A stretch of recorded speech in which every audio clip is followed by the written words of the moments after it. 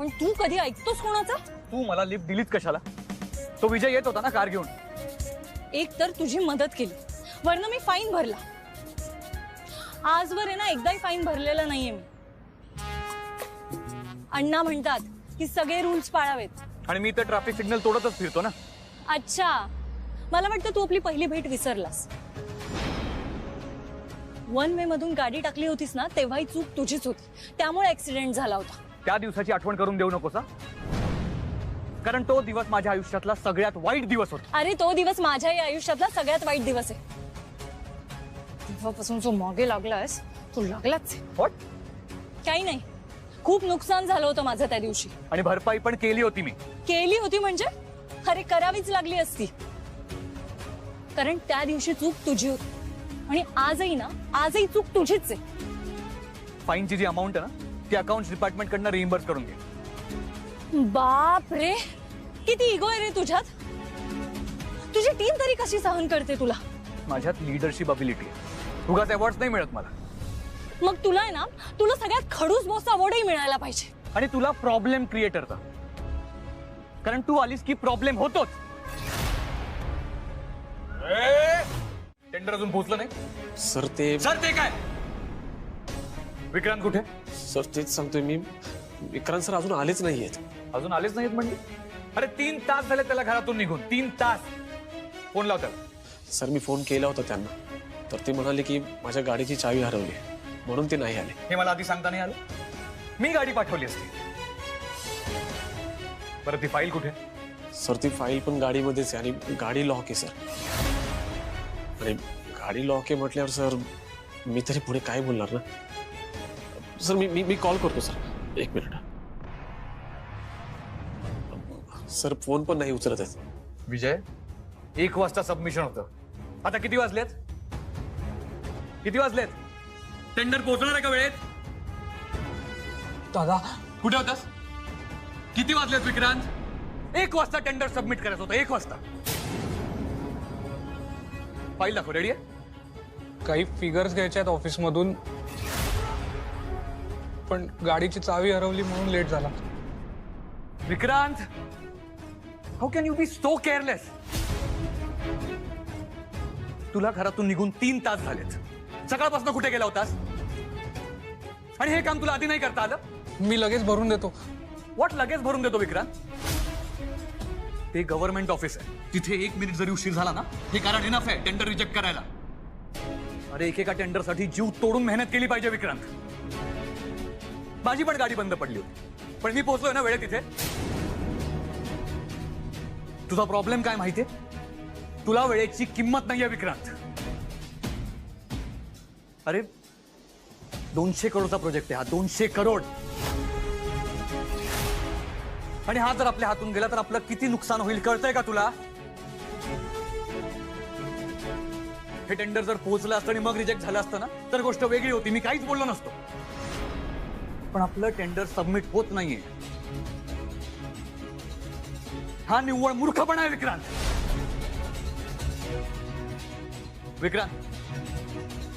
अशा चुका का होतात माहितीये? कारण तुझं अर्ध लक्ष फोन मध्ये असतं. हे काम जर मी विजयला दिलं असतं ना, तर हे त्याने वेळेत पूर्ण केलं असतं. I guarantee it. पण तू ही जबाबदारी घेण्यासाठी रेडी नाहीयेस. आपल्या कंपनीचे एक पोझिशन आहे, रेप्युटेशन आहे, इमेज आहे. त्यासाठी फक्त मी दिवसरात्र काम करायचं आणि तू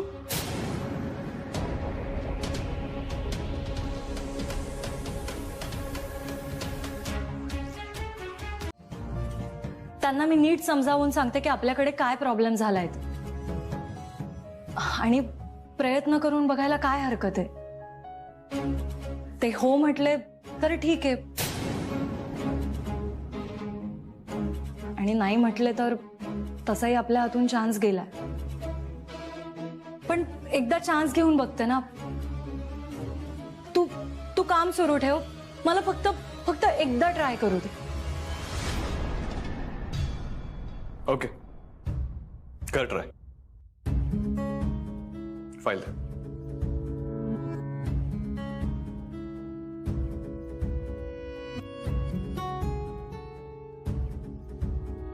विजय याची एक्स्ट्रा कॉपी घेऊन ये.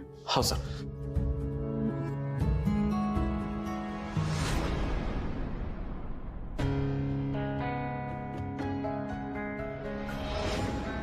तू ना आज इथे यायलाच नको होतं.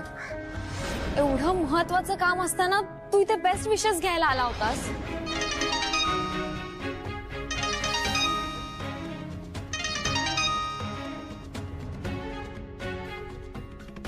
हॅलो. काम झालं का तुझं आणि वेळेत पोहोचलास का? मला सांग, दादा रागवला का? चिडलाय तो. मी आता काही बोलू शकत नाही. उद्या भेटलो की सांगतो सगळं. तू घरी जातेस का? हा. फोन खूप आहे. Take care. You too. आणि ऐक ना, आता कामाकडे दुर्लक्ष करू नकोस प्लीज. बाय. बाय.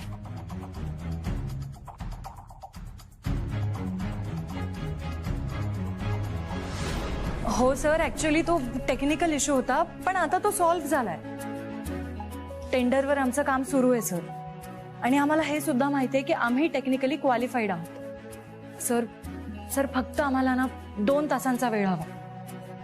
2 तासांच्या आत टेंडर तुमच्याकडे पोहोचवण्याची जबाबदारी माझी. Thank you sir. Thank you so much.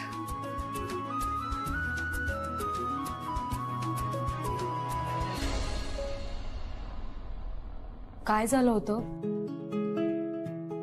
I mean, इतका उशीर का झाला? मी टेंडरच्या कामासाठीच जात होतो. वाटेत एकीकडे थांबलो, गाडीतून उतरलो आणि परत येऊन बघतो तर चावी हरवली होती. मग मी मेकॅनिक शोधला, गाडी उघडून घेतली, म्हणून उशीर झाला.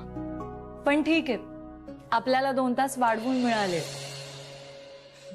सो आपण टेंडर. आता काही टेन्शन नाही. दादा पटापट भरून टाकेल सगळं. आणि आम्ही लपून छपून भेटत नाही ना. कॉलेज बाहेर सगळ्यांसमोरच भेटतो. अगं तुम्ही भेटा, बोला, त्याबद्दल मी काहीच म्हणत नाहीये. मेसेजेसवर बोला, फोनवर बोला, पण माझं फक्त एवढंच म्हणणं आहे की उद्या जाऊन असं नको व्हायला की तुमच्या दोघांना एकमेकांची सवय होऊन बसेल आणि पुढच्या सगळ्या गोष्टी कठीण होतील.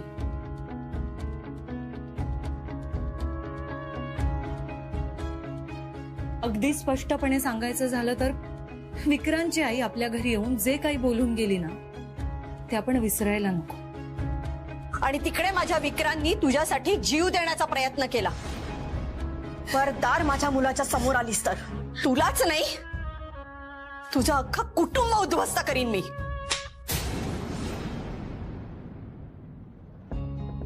आई आणि अण्णा वाट बघतायत खाली. ये लवकर. पुरुषोत्तमला बघून वेदांत संतापला. आता कधीतरी तू मला हे सगळं विचारणारच.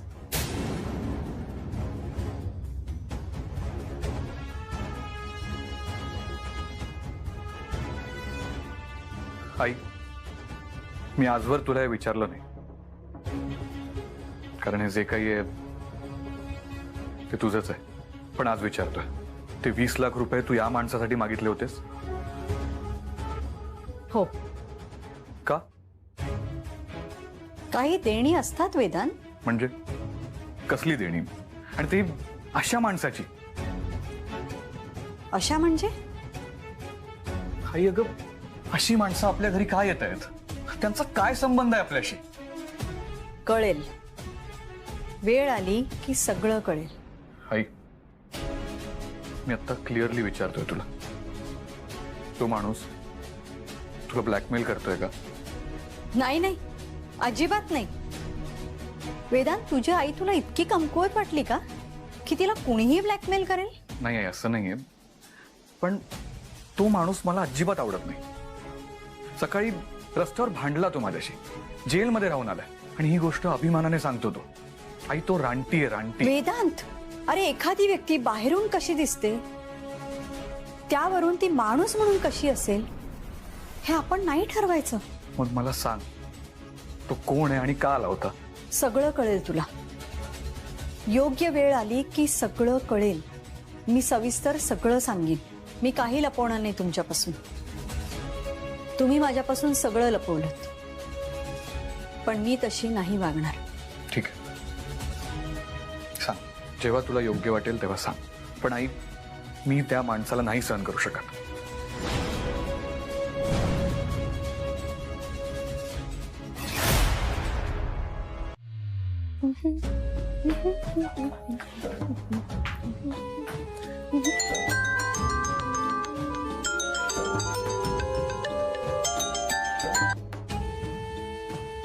Hello hello.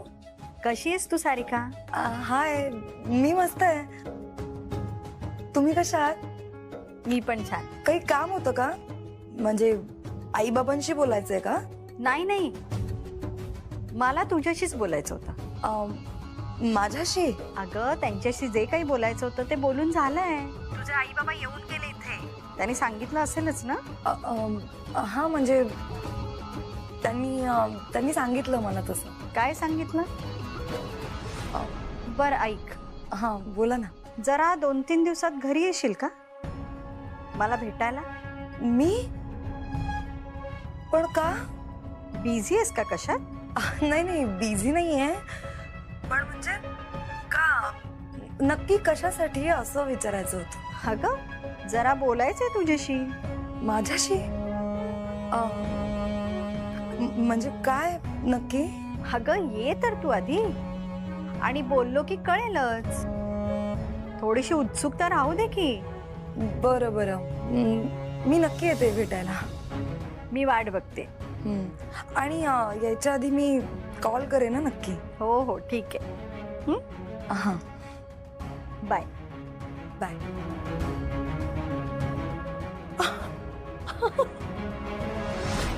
बस बस बस बस बस. हा, खरंच मला काय झालेलं नाही. काही नाही, खरंच तुला काहीही झालेलं नाही. मग मला जो त्रास होतो त्याकडे अरे फोबिया. फोबिया मले हा, फोबिया म्हणजे मनातली भीती, म्हणजे एक मानसिक आजार आहे. अरे मालूम आहे मला मालूम आहे फोबिया काय ते. ग्रॅज्युएट आहो मी, डिग्री आहे माझ्याकडे. होय ना, मग घाबरतोस कशाला? काही नाही, काही झालेलं नाही तुला. छान बिनधास्त राहा, एकदम मस्त मजेत हसत हसत जगायचं, कळलं का? आणि एक लक्षात ठेव, आपलं वय झालंय ना आता, डोकं जरा शांत ठेवायचं. काय एवढे लोक प्रेम करतात तरी तुझ्यावर, इतकी कुटुंब अवलंबून आहे तुझ्यावर. मग काय नाही, काय झालेलं नाही, जा आता तू. आणि हे बघ, उगाच इथे येऊ नकोस. तुला यायचंच आहे तर घरी ये, सुमनच्या हातचं छान जेवायला. आता येणार का? नाही नाही आता नको, आता नको, मी फुरसत मध्ये येईन. घर तेच आहे ना? हो हो, तेच तेच, आणि तिथेच आहे. येतो मी. हा, काळजी घ्या. हा,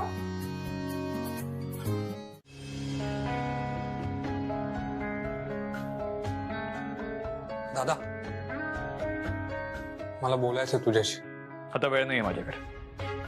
ऑफिस आवर्स नंतर वेळ असेल तर विजयकडे निरोप पाठवतो. सॉरी ना, आय प्रॉमिस, परत अशी चूक नाही होणार माझ्याकडून.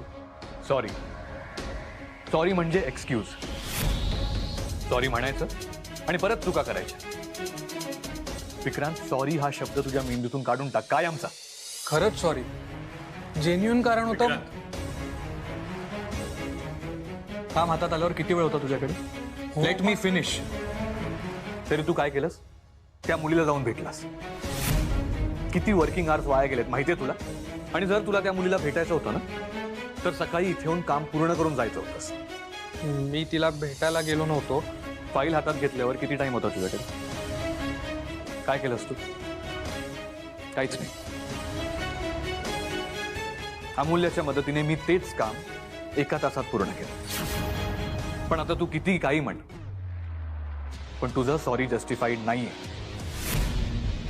विक्रांत, अरे कुठल्या भरोश्यावर तुझ्यावर जबाबदारी टाकू मी आता? तुला मी 1000 वेळा सांगितलंय, या प्रेमाच्या भानगडीत पडून स्वतःचं लाईफ स्पॉइल करून नको घेऊ. आणि मी तुला किती वेळा माझ्या मित्राचं उदाहरण दिलंय. काय झालं त्याचं? मुलीसाठी जीव दिला त्याने, नाहीतर आज तो कुठल्या कुठे असता.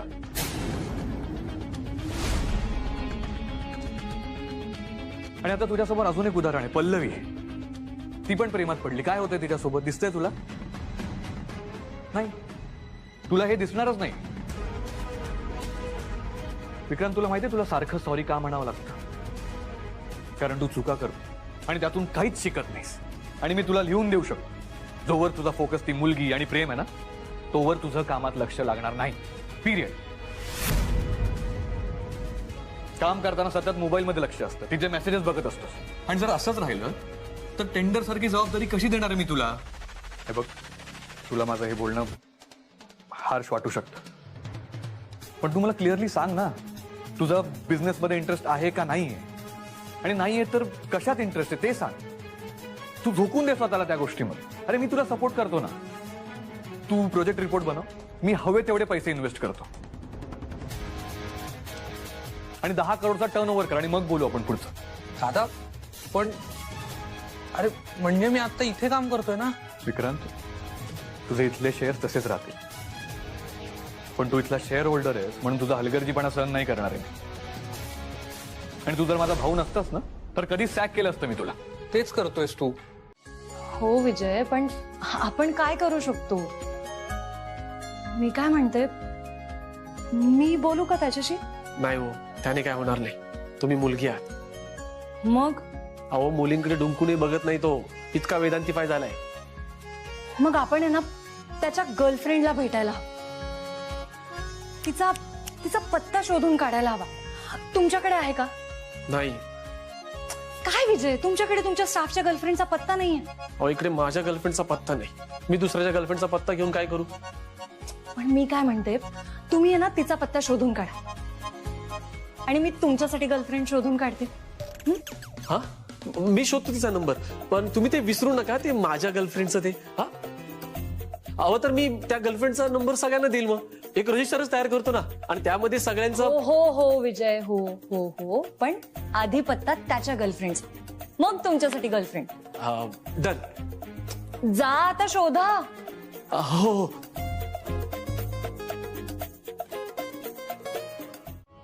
तो विक्रांत कॉलेजला भेटायला येतो ना, खूप विचित्र वाटतं ग सगळं. आता कॉलेजची मुलं कशी असतात माहितीये ना तुला. आता लोक आमच्याबद्दल बोलू लागलेत. तुला सांगते, जेव्हा जेव्हा विक्रांत येतो ना, तेव्हा तेव्हा एक मुलगा नेहमी तिथे काही ना काही कारण काढून येतोच. आज तर माझी कलीग ती शिवानीमुळे त्यांनी मला सरळ तोंडावर विचारलं की तो तुझा बॉयफ्रेंड आहे का म्हणून. हे बघ, जर अशीच चर्चा होत राहिली ना तर एक दिवस हे आपल्या घरापर्यंत आहे. आणि तुला माहितीये ना, विक्रांतच्या आईला जर हे कळलं ना तर मग ती काय करेल याचा नेम नाही. हे बघ, तुला हे सगळं ताबडतोब थांबायला हवं. मी काय करू अमूल्य, तूच सांग मला. मी त्याला समजावण्याचा प्रयत्न केलाय, मी त्याला मेसेजेस पण केलेत. मी त्याला स्पष्टपणे सांगितले की आपल्यात काहीच नाहीये आणि ते होण्याची शक्यता पण नाहीये. पण तू ऐकणार आहे का? उद्या पुन्हा येईल कॉलेज समोर. पण मला ना आता वेगळ्याच गोष्टीचं टेन्शन. काल पुन्हा त्यांनी कामात गोंधळ केलाच ना. तू सुद्धा म्हणाले की त्याचं कामात लक्षच नाहीये. हे बघ, तू एक काम कर, तू आणखी एकदा त्याला समजवण्याचा प्रयत्न कर. आला तर तू भेटायलाच नको जाऊ. आणि तरी त्याने नाही ऐकलं ना, मग आपण जाऊन वेदांतला सांगू. नाही, नको, वेदांतला नको सांगू. अगं, तो कसा आहे माहितीये ना तुला. तो काय करेल याचा काही नेम नाहीये. अगं, पण आपण दोघी जणी जाऊयात ना त्याच्याकडे. एकदा मी सांगून बघते. ठीक आहे, पण तरीही विक्रांतने नाही ऐकलं ना, मग आपण वेदांतला जाऊन सांगूया आणि घरी सुद्धा सांगूया. मागच्या वेळेला घरी जो गोंधळ झाला ना, तो परत नाही झाला पाहिजे. आणि काही झालं तरी आई आणि अण्णांपासून काहीच नाही लपवायचं. डोंट वरी, नाही लपवणार. नक्की? नक्की. I'm so happy. Guess what? विक्रांतच्या आईने आमच्या दोघांच्या लग्नाला परमिशन दिली. अगं हो, मी खरं सांगतेय. त्यांनी लवकरच मला घरी भेटायला सुद्धा बोलवलंय. हो हो हो, जाणार आहे. उद्या किंवा परवा जाणार आहे मी. म्हणजे काय, पार्टी नक्की देणार मी. आणि हो, त्या पार्टीला मी विक्रांतला सुद्धा बोलवणार आहे. Okay, thank you so much. या, बाय.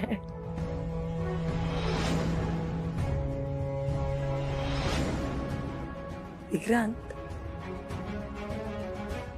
तू आता फक्त माझ्या स्वप्नात येतोयस, पण आता लवकरच माझं स्वप्न सत्यात उतरणार आहे. विक्रांतच्या आईने भेटायला बोलवलंय, पण पण घालू काय?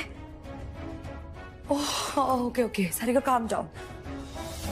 कॅज्युअल भेट असती तर कॅज्युअल काहीतरी घातलं असतं, पण आता तू होणारी सून म्हणून जाणार आहेस, तर तसंच काहीतरी हवं ना. राहायचं होतंस अजून थोडे दिवस, कशाला घाई केलीस? नाही, घरापासून किती दिवस लांब राहणार ना. मला नंतर मम्मी पप्पांची आठवण यायला लागली, मग आले निघून.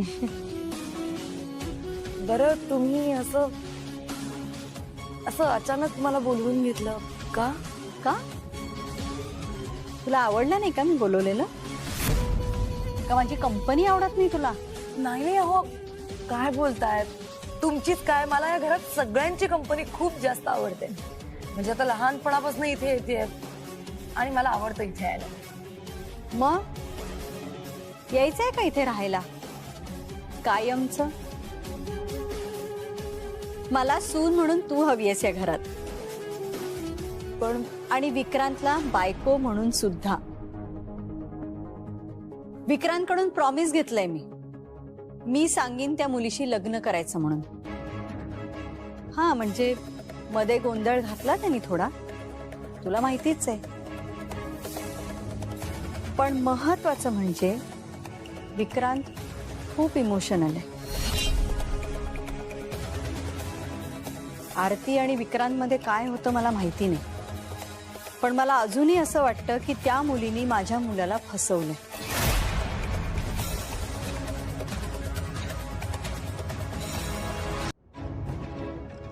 माझी बहीण सुद्धा तिथेच काम करते ना. हे बरं दिसतं का विक्रांत? तू काम सोडून येतोस मला मान्य आहे माझी चूक झाली आहे, पण माझ्या बोलण्यामुळे डोक्यात काहीतरी घालून तू परत भलतं सलतं करणार आहेस का? नाही, मी असं काही करणार नाही. हे बघ ऐक, तू इकडे येत जाऊ नकोस भेटायला. आपण भेटू ना, पण थोडा धीर धर. आपल्यात काहीच नाहीये आणि आपलं अजून काही ठरलेलं नाहीये, हे सुद्धा तू लक्षात घे. मला वाटलं तुला सुद्धा भेटायचं असेल. ह्याचा अर्थ असा नाहीये ना की आपल्यामुळे काहीतरी नवीन गोंधळ व्हावा.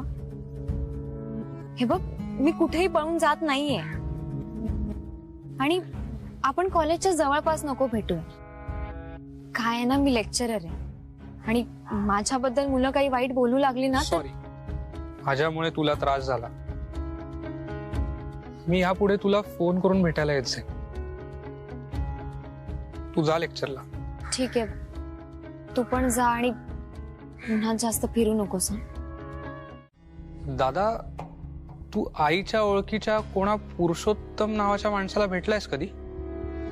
का, काय झालं? अरे, आज मी घरी आलो ना तेव्हा तो माणूस आला होता आपल्याकडे. त्याला बघून जरा मला आश्चर्यच वाटलं आणि आईने आपल्या एका जुन्या बंगल्याची किल्ली त्याला दिली. व्हॉट? काय रे, कसलं डिस्कशन करताय? आई, सकाळी जे गृहस्थ आले होते, पुरुषोत्तम नाव म्हणालीस ना, ते कोण आहेत नक्की? म्हणजे मी मुद्दाम त्यांच्या समोर काही विचारलं नाही, पण जर का ते बाबांचे सहकारी होते तर आम्हाला ते कधीच भेटले कसे नाहीत? पुरुषोत्तम तुमच्या बाबांचा उजवा हात होते. गेले काही काळ काही कारणामुळे ते जेलमध्ये होते. तुमच्या बाबांसाठी या माणसाने जीव तोडून काम केलंय. संघटना उभारली, ती वाढवली. तुमच्या बाबांच्या विजयामध्ये या माणसाचा खूप मोठा हात होता. त्यांचे हे उपकार मी कधीच विसरू शकत नाही. त्यामुळे त्यांना जी काही मदत लागेल ती मी करायची ठरवलीय. अगं, पण अशा क्रिमिनल माणसाची मदत का करायची आपण? हे बघ, बाबा राजकारणात होते, पण ते गेले त्यावेळी मी ठरवलं होतं ना की आपण या राजकारणापासून कायम दूर राहायचं. मग आता तू का राजकारण घरात आणतेस आई? तुला इंटरेस्ट आहे का त्यात? वेदांत, विक्रांत, मी या सगळ्या गोष्टींचा खूप विचार केलाय आणि मी जे काही करतेय ना त्याची पूर्ण जाणीव आहे मला. बरं, या विषयावर आपण जरा आता नंतर बोलू. मला तुमच्याशी काहीतरी महत्वाचं बोलायचंय. सारिका आली होती. नाही म्हणजे मीच बोलवलं होतं तिला. त्याचबद्दल बोलायचंय आज, आत्ता. अण्णा, तुम्हाला जे काही विचारायचंय तुम्ही ताईलाच विचारा. ताई म्हणाली आहे ना, कुल्फी खाऊन झाल्यानंतर तिला आपल्या सगळ्यांशी बोलायचंय. मग तीच सांगेल आपल्याला सगळं. अगं बोल, तुलाच बोलायचंय ना काहीतरी. आम्ही वाट बघतोय. ताई बोल. आरती, काय चालू आहे तुझ्या मनात? बाई, आता परत काही प्रॉब्लेम नाहीये ना? नाही आई, अगं प्रॉब्लेम कशाचा? ते ताईला तिच्या आणि विक्रांत विषयी बोलायचं होतं. एक मिनिट अमूल्या, तिला बोलायचंय ना, तिलाच बोलू देत ना. तर याचा अर्थ हा होईल की आरती अजूनही आमच्याशी मनमोकळेपणाने बोलू शकत नाहीये, असं आहे का? अण्णा, एवढ्यात मी आणि विक्रांत, म्हणजे सुरुवात त्यानेच केली. तो मला भेटायला येत असतो. तो कॉलेज पाशी येतो, थांबतो, फोन्स मेसेजेस वगैरे करतो. आई आई अगं, मला कळतंय तुझ्या मनात काय चाललंय आणि तू कसला विचार करतेस. तू हाच विचार करतेस ना की मी विक्रांतला का भेटते. हा प्रश्न माझ्या मनात सुद्धा खूप वेळा येतो. आणि असे एक नाही, अनेक प्रश्न मनात येतात. मला विक्रांतच्या आईने तुझा केलेला अपमान सुद्धा आठवतो. आणि ते सगळं आठवलं ना की खूप रडायला येतं. पण त्यानंतर बरंच काही असं घडलंय ना की वाटतं त्याला भेटावंसं. एक मिनिट आरती, मी एक प्रश्न विचारू का? आरती, मला सांग, त्या विक्रांतने तुझ्यासाठी तो तसा काही नको तो प्रयत्न केला, तेव्हा सुद्धा तुझ्या मनामध्ये त्याच्याविषयी अशा काही फिलिंग्स होत्या का? की त्याने फक्त तुझ्यासाठी तसा काही प्रयत्न केला म्हणून आता केवळ सहानुभूती म्हणून त्याला तू भेटतेस? अण्णा, तेव्हा माझ्या मनात काय सुरू होतं ते मलाच कळत नव्हतं. पण आता माझ्या मनात त्याच्यासाठी फक्त सहानुभूतीची भावना नाहीये. मला आवडतं त्याला भेटायला. अण्णा, मला माहित नाही हे चुकीचं आहे की बरोबर आहे, पण हे तुझ्या मजनुगिरीचं फळ. अजूनही कामावर लक्ष नसतं तुझं. गुडघ्याला बाशिंग बांधून फिरत असतोस गावभर. आणि तुला काय वाटतं रे, आईला हे कळत नसेल? ऍक्च्युली तुला सपोर्ट केलं ना, हीच चूक झाली माझी. तेव्हाच तुला 2 थोबाडीत मारले असताना तर बरोबर लाईनवर आला असतास तू. आपल्याला हे सगळं भोगावंच नसतं लागलं. तू जे केलंस ते मी लपवायला गेलो आणि त्यामुळे माझे आणि आईचे संबंध दुरावले.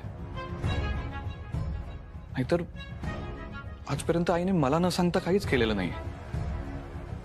कोण कुठला तो पुरुषोत्तम येतो, आई त्याला 20 लाख रुपये देते आणि आता बंगला पण दिलाय त्याला, असं तूच मला सांगितलंस ना. आणि हे सगळं करताना तिला मला एकदाही सांगावंसं नाही वाटलं. माझ्या आणि आईमध्ये हे जे अंतर आलंय ना, त्याला कारणीभूत तू आहेस विक्रांत. स्वतः माझ्याकडून काही अपेक्षा ठेवू नकोस.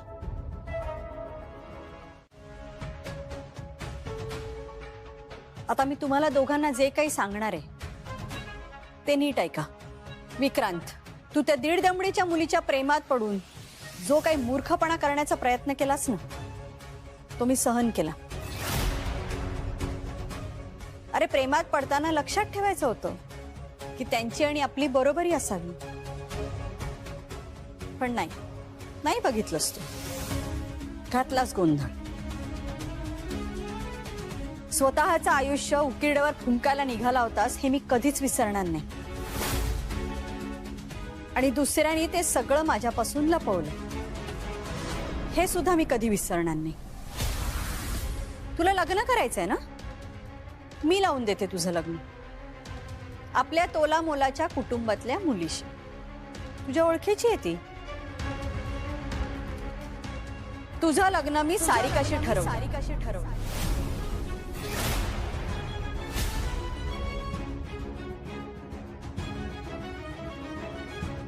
तिच्या वडिलांना शब्द दिलाय मी तसा. तुझ्या वडिलांची सुद्धा तीच इच्छा होती. सारिकाला बोलवलं होतं आज मी आणि तिला सांगितलंय की मला सून म्हणून तू हवीयस. आणि मी तिला हेही सांगितलंय की तू मला शब्द दिलायस. आई हे खरंय, मी तुला शब्द दिलाय, पण सारिका काय वाईट आहे? सुंदर आहे, श्रीमंत आहे. तुझी बहीण सुद्धा त्याच घरात आहे ना, अजून काय पाहिजे आपल्याला? आई प्लीज, हा व्यवहार झाला. मला सारिका आवडते की नाही हे एकदा तरी विचारलंस का तू मला? तू माझी बाजू समजून घे ना दादा. अरे तू तरी बोल ना.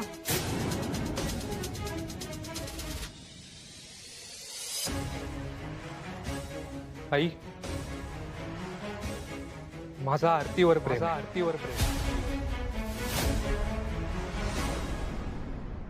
एवढा लवकर विसरलास? तुझी आजी इथे होती तेव्हा सांगितलं होतं ना त्या मुलीचं नाव ह्या घरामध्ये घ्यायचं नाही म्हणून. तरी सुद्धा परत तू त्या मुलीचं नाव माझ्यासमोर घेतलंस. तुझं लग्न आरतीशी होणं या जन्मात तरी शक्य नाहीये विक्रांत.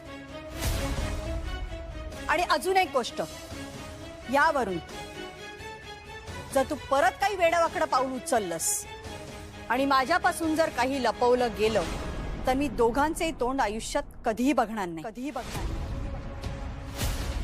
आणि एक गोष्ट लक्षात ठेव, हे लग्न कधी होणार, कसं होणार? काय कसला विचार करता एवढा? कसला विचार करणार सांगा बरं? आरतीचा कसं होणार आहे आपल्या मुलीचं? म्हणजे तिने तिच्या मनातल्या सगळ्या गोष्टी आपल्याला सांगितल्या हे चांगलं आहे, पण विक्रांत खरंच हे सगळं त्याच्या घरी सांगू शकणार आहे का? आणि समजा जरी सांगितलं तरी नूतनताई हो म्हणतील? हे दोघे बाहेर भेटतायत, फिरतायत, लोकांना कळेल काय? समजा उद्या त्यांचं लग्न झालं नाही तर आरतीला वाईट वाटेल, खूप वाईट वाटेल, ती रडेल. आपण तिला समजावू, पण लोकांचं काय हो? त्यांची तोंड कशी बंद करणार? तुझं म्हणणं अगदी बरोबर आहे. माझ्या मनात ना आणखी एक प्रश्न आहे. म्हणजे या वेदांत विषयी आपल्याला थोडी तरी कल्पना आहे. तो हुशार आहे, कर्तबगार आहे, यशस्वी आहे. आणि या विक्रांतचं काय? तो वानखेडेंचा मुलगा आहे, वेदांचा भाऊ आहे, एवढं पुरेसं आहे? काय तो नेमकं काय करतो आपल्याला कळायला नको? तसं काय आपण असं कधीच स्वप्न बघितलं नाही. घोड्यावरनं राजकुमार येईल आणि आपल्या मुलींशी लग्न करेल ना. आपल्या मुलींनी तसं कधी स्वप्न बघितलं? महत्वाचा मुद्दा हा वाटतोय मला की आरतीचं परत एका मुलाबरोबर नाव जोडलं जाणार आहे. आणि जर आता हेही लग्न झालं नाही तर तिला आयुष्यभर त्रास होईल. आपल्या आरतीला भोगावं लागेल हो. सुमन, तुमची ही सगळी काळजी समजू शकतोय मी. तुमच्या या सगळ्या मतांशी मी पूर्णपणे सहमत आहे. पण खरं सांगू का सुमन, या सगळ्यामध्ये ना आपल्या बिचाऱ्या आरतीची काही चूक नाही. आपण बोट दाखवलं त्या मुलाशी लग्नाला तयार झाली की नाही ती. आता तिने आपल्याकडे तिचं मन मोकळं केलेलं आहे. शांतपणे आपल्याला काय करता येईल ते बघूया. आपण करू, काहीतरी होईल.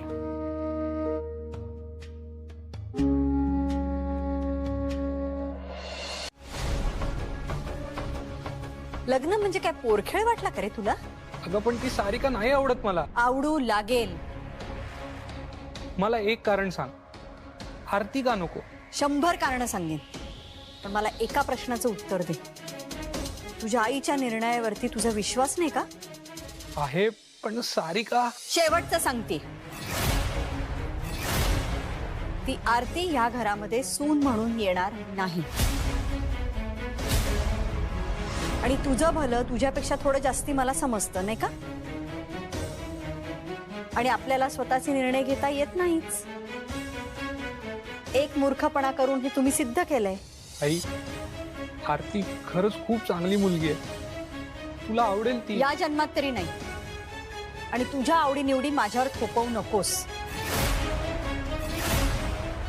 आणि तरी सुद्धा स्थळ आपल्या तोला मुलाचं असतं तर मी तुझं केव्हाच लग्न लावून दिलं असतं. आई,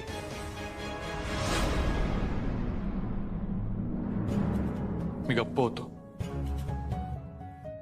कारण विक्रांतने तुला वचन दिलंय. पण मला असं वाटतंय की तू एकदा विचार करायला हवा. दुसरी कुठलीही मुलगी असती तर कदाचित मी काहीच बोललो नसतो. पण सारिका, अगं कशी आहे ती? आद्याच्या लग्नात बघितलंय मी तिला. आई, तू प्लीज एकदा परत विचार कर.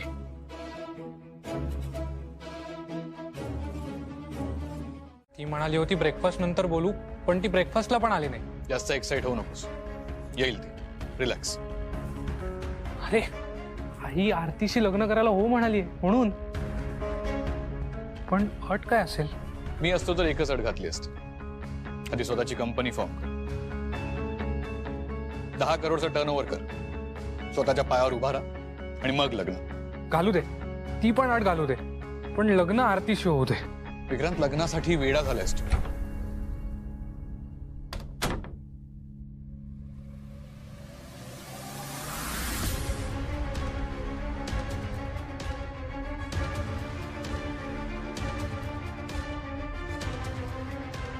आई, सांगते, माझी अट नीट ऐका. सांग ना, एक काय 10 अटी सांग. हो हो, तुम्हा दोघांना हेच पाहिजे ना की मी तुझ्या आणि आरतीच्या लग्नाला हो म्हणावं? हो.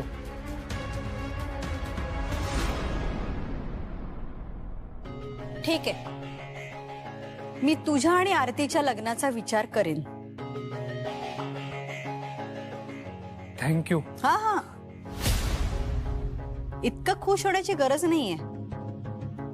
माझी अट काय ना ते ऐक आधी. मी सांगितलं ना तुला, मला तुझ्या सगळ्या अटी मान्य आहेत. नक्की सांगते. आता माझी अट काय आहे ना ते नीट ऐक. माझी अट ही आहे की पुढच्या 2 महिन्यात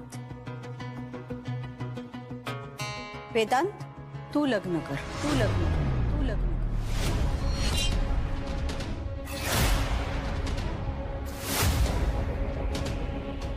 तरच मी विक्रांत आणि आरतीच्या लग्नाचा विचार करेन.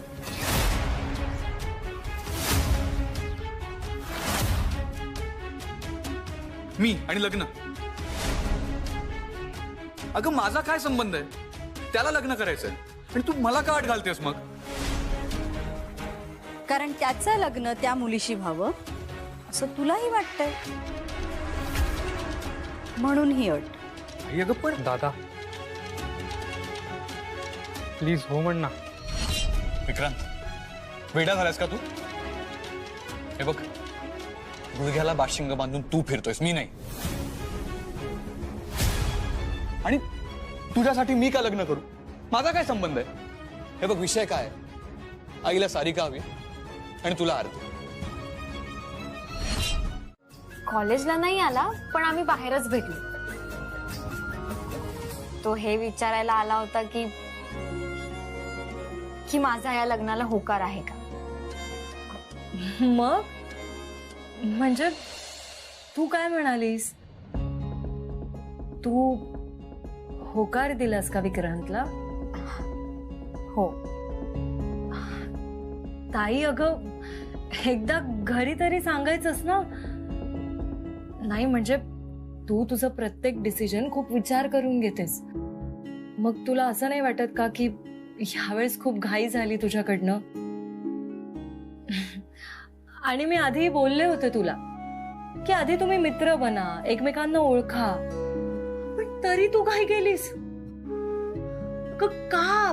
हो अगं मी बोलले त्याला, पण तो खरंच माझ्यावर खूप प्रेम करतो आणि मलाही तो आवडतो. मग काय हरकत आहे? नीट विचार करून दिलाय ना तू होकार? मुली अगं परत परत तेच तेच का विचारतेस? अमूल्य अगं कित्येक दिवस मनात इच्छा असूनही मी स्वतःच्या भावना व्यक्त करू शकत नव्हते. आज झाले. तुला माहितीये त्याची आई आमच्या लग्नाला तयार सुद्धा झाली.